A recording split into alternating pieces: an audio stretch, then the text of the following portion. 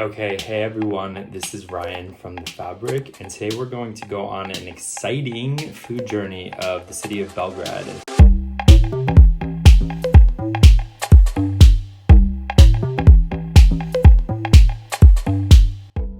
We were there for nearly a month traveling, and along the way we ate tons of different dishes that were extremely hard to pronounce, but really delicious. Okay, so our journey began in Belgrade, kind of the second day. We got invited to go to lunch with a good friend. Her name's Gordy, or Goca, and she introduced us to some of the local eats, so let's check this out. So what we have here is called popara. It is a traditional old Serbian dish, and it's basically boiled a day or two old bread with kajmak, which is like the fat on the milk. It's a very nice fatty light cheese. It's like a breakfast thing. Yeah, it's very tasty. And then what's that? This is called uštipci. So this is like little fried dumplings. They're basically just doughy inside. It's like a donut practically. It's also a breakfast dish, and you can have it with like salty sides like feta cheese and Ajvar, for example. Local news. We interrupt this cozy lunch session to talk about Ajvar. This is one of my favorite things in the Balkans. It's called Ajvar, and it's made from like roasted red peppers mixed in with eggplant, like roasted eggplants, garlic oil and vinegar, so it has like a little bit of a tangy taste. And you spread it all over bread or like whatever thing that you want to. It's super popular in Serbia, but also any like post-Yugoslavian countries. Yeah, so as we were like eating these lunch dishes, we realized just how heavy Serbian cuisine is in general.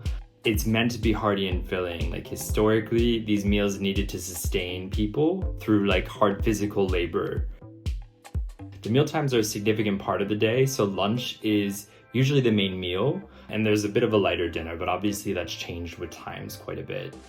And I say lighter dinner unless you're going to Skardalija in Belgrade for dinner.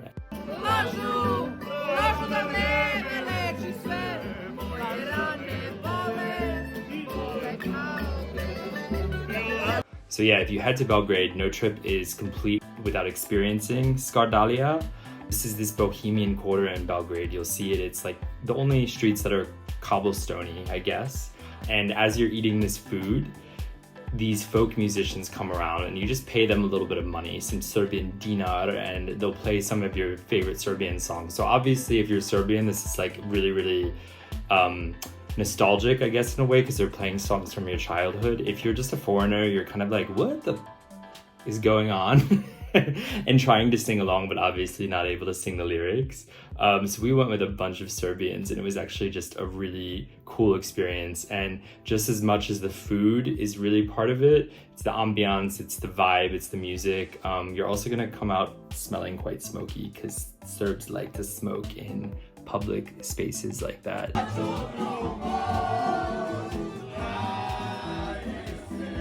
Also, in these Skardalija-style restaurants, there's a lot of drinking, so that's what we're going to talk about next. So everyone's kind of obsessed with this drink called Rakija, and it's really what it is. It's a potent fruit brandy, and it comes from various different fruits. So it's distilled from plum, apricot, quince?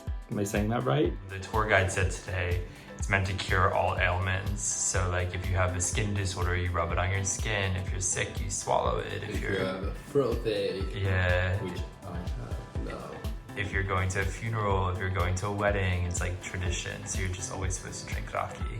But what was funny was like our friend Gordy, when we were leaving Serbia, she literally came up to us and gave us a plastic bottle of Rakija, distilled by her partner's uncle. So everyone has an uncle that makes some kind of Rakija in their like basement. We are going to the airport today, and we have to get rid of the Rakija our friend Gordy gave to us back in Serbia. That's what's in this bottle right here. So we are drinking it on the way to the airport. And also Belgrade's kind of known for having a growing craft beer scene.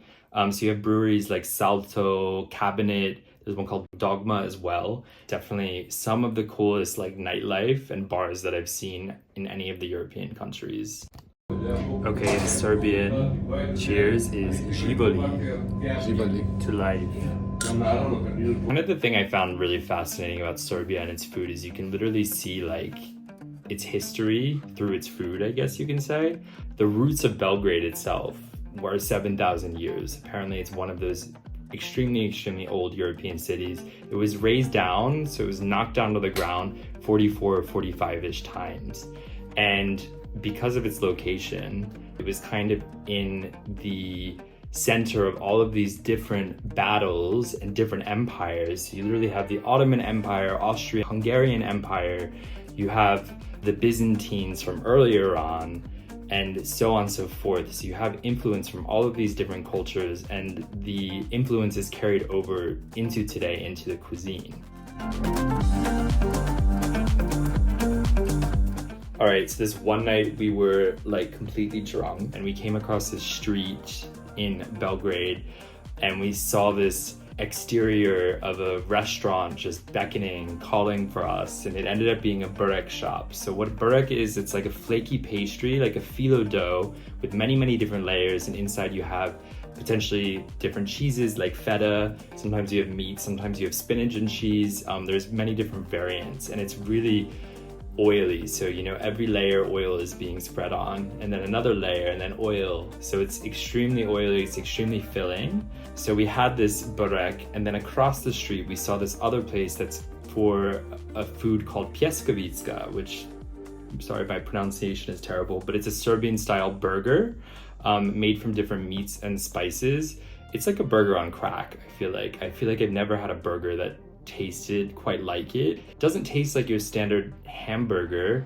The meat is a little bit different. It's spiced quite differently, but then it's served within a pita bread. And what they put on it at this specific restaurant is this spicy cheese, and they even put like these fat pork things inside as well. But basically the combination and like the textures on your mouth, it's orgasmic. Spicy? Is it really fucking spicy?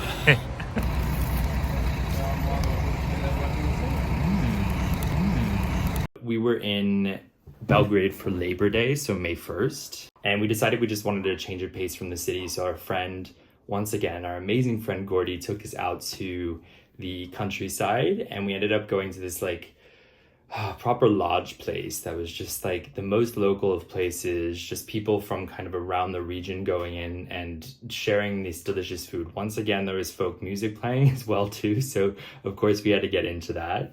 And of course, shopska salata. Do you guys know that there's a srpska salata? And then we have some roasted spicy hot peppers with garlic and olive oil. Okay. This is the shit, yeah. Now, if you guys want more food, this is called šnenokle. Šnenokle.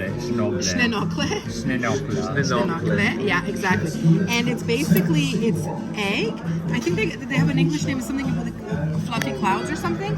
This is like yolk mix, and then this is the white.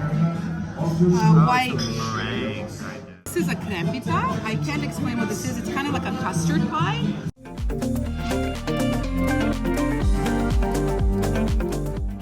Alright, so just wanted to thank you, hvala, as they say in Serbia, for this delicious journey through Belgrade and Serbia's cuisine that we went through over the course of the month.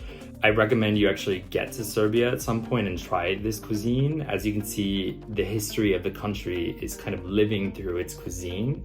So if you enjoyed this video, definitely give it a thumbs up. Don't forget to subscribe for more adventures. This is a bit different. We usually don't talk about food, but we had a lot of video from Serbia on food, and we're definitely gonna make some more videos on Serbia as well. So if you like this, you know what to do, and yes, živeli, as they say in Serbia, like to life, and we will see you the next time. This dog is a tiny dog.